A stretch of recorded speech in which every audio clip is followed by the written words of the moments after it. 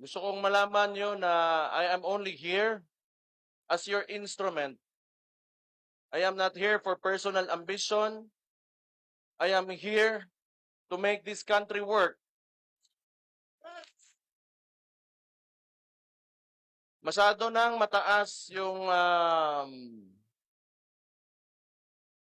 masyado nang maraming nangyari.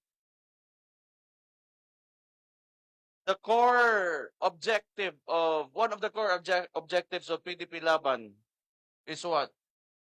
It is federalism. We have to remember this because we believe that in a federal system of government, we will be able to govern ourselves kung paano natin talaga gusto yung direksyon ng ating bansa. Look now, in a unitary system of government, anong nangyayari sa atin? We are paying our taxes. Saan napupunta ang mga buwis natin?